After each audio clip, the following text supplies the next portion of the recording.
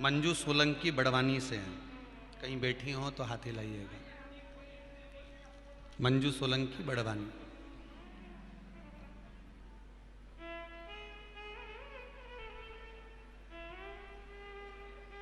कहीं बैठी हैं? मंजू सोलंकी बड़वानी। उन्होंने पत्र में लिखा है कि गुरुदेव, भगवान पर विश्वास रखकर मेरे पूरे परिवार वाले कह रहे थे कि विवाह नहीं होगा, अवस्था बड़ी होती जा रही है, पर बाबा ने ऐसी कृपा करी और पशुपति व्रत किए और सोमवार का पूजन किया। मात्र 2 व्रत पूर्ण हुए थे और बाबा ने सगाई पक्की कर दी और विवाह है। बाबा कृपा करें।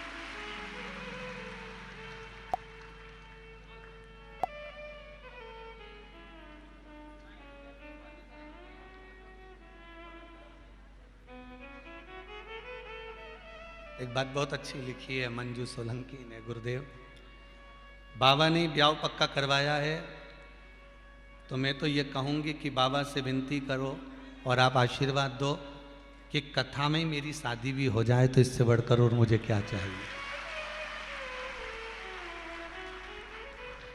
बात करूँगा मैं यजमान परिवार से, पाठक जी से बात करेंगे और आगे सोचेंगे जैसा होगा।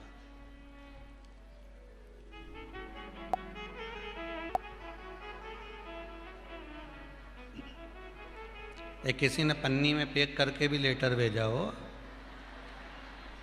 और पिन भी लगाइए, सेफ्टी पिन साड़ी वाली हो।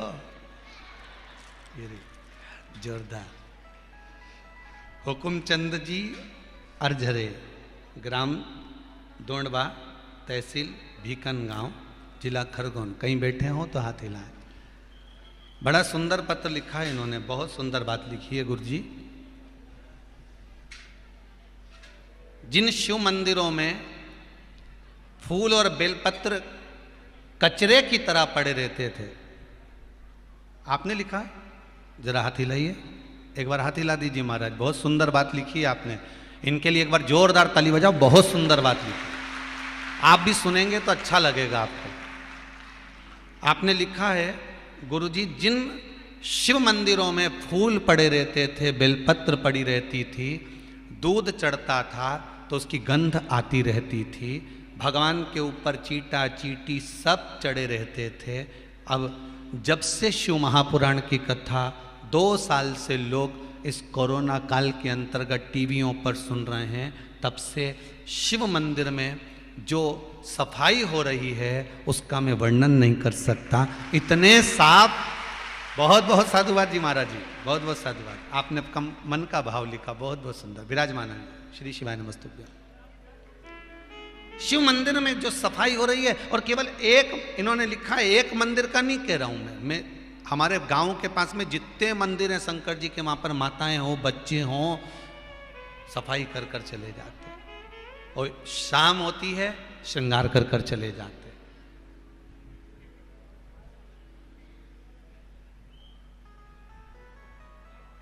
बस यही। लोग भले उनको पागल कहते हो, पर सत्य मायने में कहता हूं कि उनके बराबर कोई समझदार नहीं है, उनके बराबर कोई समझदार नहीं। एक वो गाने की लाइन आ गई हुई है ध्यान में महाराज, सब कुछ सीखा हमने ना सीखी होशियार।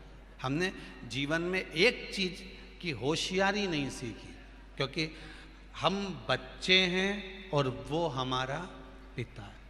ज़्यादा होशियार बनकर अपने को कहीं नहीं जाना। अपन तो ऐसे बन के जाओ, जो होशियार हैं उनको होशियार रहने दो, जो होशियार हैं उनको होशियार रहने दो। एक शंकर की भगत उज्जैन कुंभ में मिली।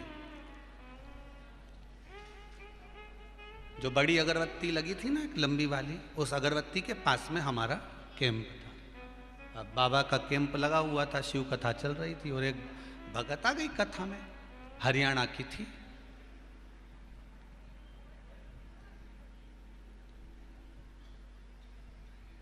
और यहीं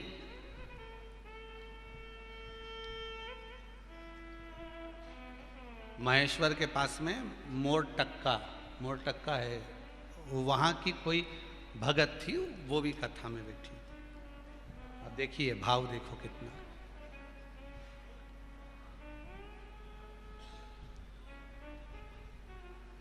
अब जो हरियाणा वाली थी वो कहीं वो मोरटक्का वाली से बोली होगी, वो भी निमाड़ी की, तो निमाड़ी मोरटक्का वाली।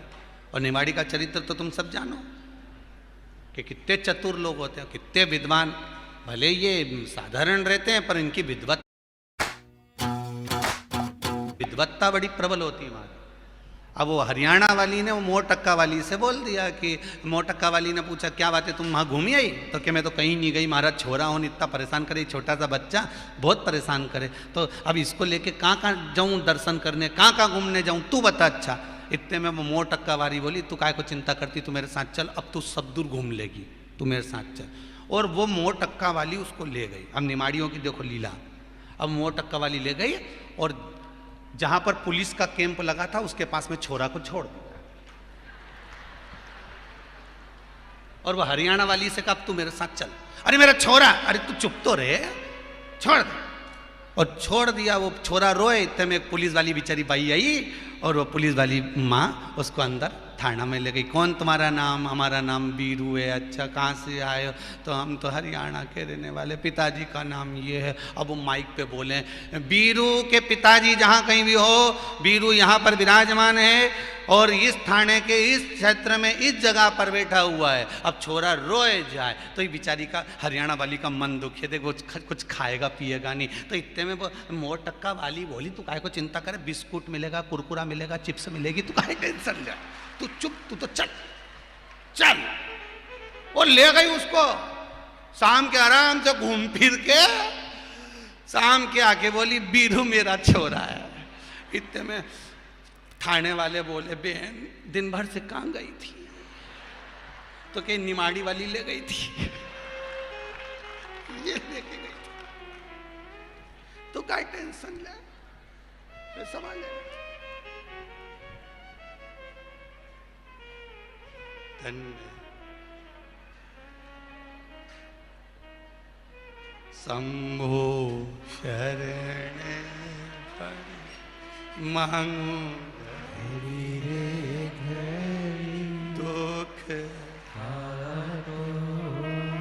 दया करी दर्शन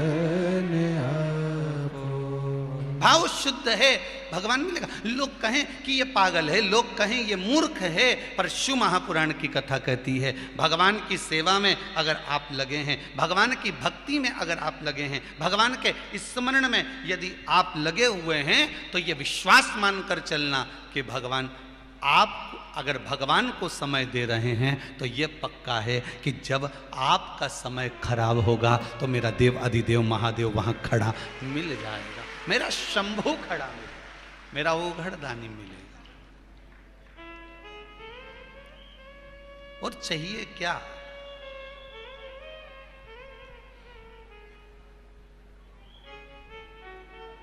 आप में से कितनी माताएं जिनके घर में से कोई भी व्यक्ति शंकर जी के मंदिर में जाके एक लोटा पानी चढ़ाता हो, पर चढ़ाता हो? हाथ उठाओ जरा।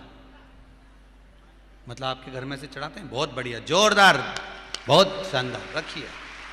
और इस शिव महापुराण की कथा, जो वैष्णव शिव महापुराण की कथा खरगोन में चल रही है, और जितने लोग टीवी पर कथा सुन रहे हैं, जितने फेसबुक यूट्यूब पर कथा सुन रहे हैं, उनसे भी निवेदन करूंगा, और खरगोन के आसपास में से जितने लोग कथा सुनने के लिए आज भारी संख्या में आप लोग पहुंचे हो, उनसे भी निवेदन करूंगा, एक नियम अपने घर के बच्चों को सिखा दो, एक नियम घर के बच्चों को बता दो कि घर में से, मटका में से, हंडा में से, घगरा में से एक लोटा पानी भर और नहाते ही पानी भर के सीधे शंकर जी के मंदिर चले जा और शिव जी पे उंडेल के आ जा।